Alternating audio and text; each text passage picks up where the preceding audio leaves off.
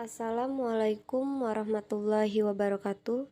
Perkenalkan, nama saya Aulia Skardewi dengan NIM 20 30 60 40 86 dengan dosen pengampu Bapak Muhammad Rahman Bayumi. Saya dari Universitas UIN Raden Fatah Palembang, jurusan Manajemen Zakat dan Wakaf semester 3. Video ini dibuat untuk memenuhi tugas mata kuliah perilaku organisasi. Mengelola perbedaan individu dalam organisasi. Pengertian perbedaan. Perbedaan menunjukkan hal-hal yang tidak selalu sama dan serupa di antara setiap manusia. Definisi ini menggarisbawahi adanya 3 hal penting dalam mengelola perbedaan. 1. Ada banyak dimensi dan komponen perbedaan. Hal ini berarti bahwa perbedaan itu ada pada setiap orang. Hal ini bukan mengenai persoalan umur, ras, atau gender. Perbedaan bukan pula menempatkan orang kulit putih di atas kelompok yang lain. Perbedaan menyebabkan kita berbeda dan unik satu sama lain. Kedua, perbedaan tidak sama dengan berbeda. Perbedaan mencakup semua hal yang berbeda sekaligus serupa. Mengelola perbedaan antara hal-hal yang serupa dan hal-hal yang berbeda bukan hanya salah satunya.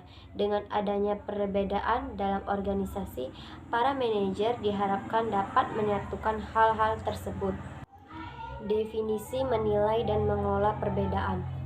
Menilai perbedaan menitik beratkan pada pengetahuan, pengenalan, pemahaman, dan penghargaan pada perbedaan manusia. Termasuk di dalamnya adalah menciptakan lingkungan yang membuat semua orang di dalamnya merasa bernilai dan diterima. Intinya, penilaian terhadap perbedaan akan berubah jika kita melihat perbedaan yang ada pada setiap karyawan sebagai sumber yang berharga untuk mencapai sukses perusahaan. Hal ini dapat ditempuh dengan melaksanakan pendidikan, manajemen, dan program pelatihan yang bertujuan untuk meningkatkan hubungan pribadi antara karyawan dan meminimalkan adanya perbedaan karena jenis kelamin dan ras. Mengelola perbedaan berarti memungkinkan semua karyawan untuk mewujudkan potensi-potensinya secara maksimum. Hal ini menitik beratkan pada perubahan budaya dan infrastruktur organisasi sedemikian rupa, sehingga karyawan dapat memberikan hasil produktivitas yang maksimal. Anne Marion, seorang ahli dalam perbedaan, melaksanakan riset pada 16 organisasi yang sukses dalam mengelola perbedaan. Hasil penelitian tersebut tidak meliputi 3 kunci strategi untuk sukses: pendidikan, pelaksanaan, dan ekspor. Komponen pendidikan mempunyai 2 tujuan, yaitu untuk mempersiapkan para manajer non-tradisional untuk meningkatkan bagian yang menjadi tanggung jawabnya dan membantu manajer tradisional untuk mengatasi prasangka dalam pikirannya dan berinteraksi antar manusia yang berbeda jenis kelamin dan etnis. Komponen kedua dari strategi adalah pelaksanaan, yaitu penekanan pada tujuan perbedaan dan mendorong timbulnya perubahan tindakan. Komponen ketiga yaitu cara menghadapi orang dengan latar belakang dan karakteristik yang berbeda. Memerlukan pendekatan pribadi dengan membantu manajer untuk mengenal dan menghargai orang yang berbeda. Mengelola perbedaan secara efektif akan mengurangi biaya organisasi, sikap karyawan, penerimaan sumber daya manusia, penjualan, pangsa pasar, kreativitas, dan penemuan baru, pemecahan masalah secara berkelompok, dan produktivitas. Itulah materi mengelola perbedaan dalam organisasi. Kali ini saya akan menceritakan tentang pengalaman organisasi yang pernah saya ikuti semasa di SMA. Saya kuliah di Universitas UIN Raden Fatah Palembang, mengambil jurusan Manajemen Zakat dan Wakaf, dan saat ini saya masih semester 3. Menurut saya, berorganisasi itu pasti pernah dilakukan setiap orang yang sering berinteraksi. Pasti di setiap lingkungan, entah lingkungan rumah maupun dimanapun pasti ada namanya organisasi. Kita harus bisa membiasakan diri untuk mewujudkan rasa sosial yang tinggi. Semua itu bisa diwujudkan dengan bergabung dengan organisasi-organisasi yang ada di SMA, kampus, atau manapun. Di sana kita bisa menunjukkan bahwa kita mampu memberikan dampak yang baik di lingkungan organisasi dan lingkungan sekitar. Kita harus bisa menjadi contoh bagi rekan-rekan organisasi yang lain atau juga yang disebut junior yang akan bergabung nantinya. Pada awal saya bergabung dengan organisasi ini, ilmu pengetahuan saya terhadap kesehatan masih sangat minim. Begitupun untuk pertolongan pada kecelakaan. Organisasi ini mengajarkan saya banyak hal ilmu pengetahuan tentang kesehatan dan tata cara bagaimana menjaga kesehatan untuk diri sendiri ataupun tata cara untuk menolong orang lain.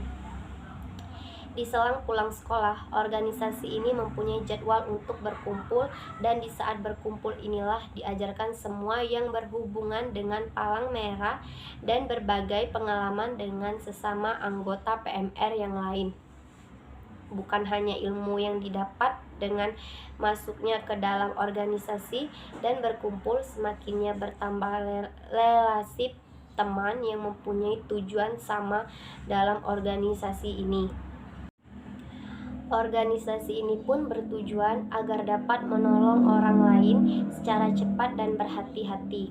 Maka semua anggota pun diberikan pengarahan agar dapat menolong orang dengan prinsip P3K, pertolongan pertama pada kecelakaan, yang seluruh anggota organisasi harus bisa mempelajarinya dengan benar agar tujuan organisasi benar-benar berjalan dengan baik dan dapat bermanfaat untuk mereka yang membutuhkan pertolongan. PMR ini mempunyai tugas yang harus dilaksanakan oleh seluruh bagian dari organisasi atau yang disebut juga dengan Tribakti PMR, yaitu meningkatkan keterampilan hidup sehat, berkarya, dan berbakti kepada masyarakat, kemudian mempererat persahabatan nasional dan internasional. Prinsip tersebut merupakan suatu tugas yang harus selalu saya ingat dalam organisasi ini, di samping agar terjadi tujuan bersama.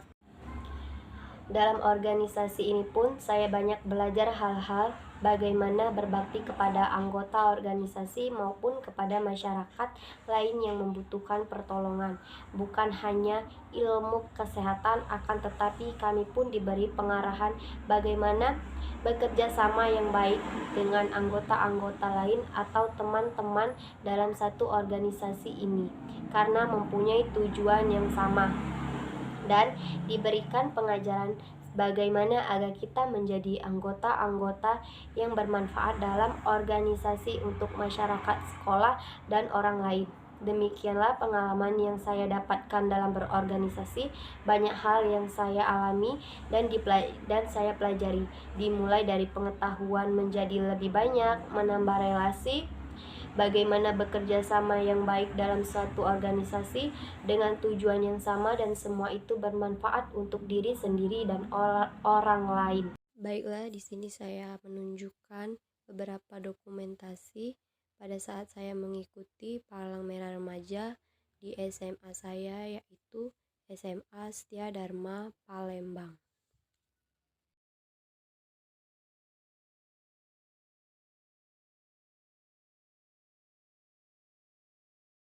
Demikianlah video resume materi dari saya dan sedikit cerita pengalaman organisasi yang pernah saya ikuti. Saya mohon maaf apabila ada salah-salah kata dalam penyampaian materi. Kepada Allah saya mohon ampun. Wabillahi taufiq walhidayah. Wassalamualaikum warahmatullahi wabarakatuh. Terima kasih.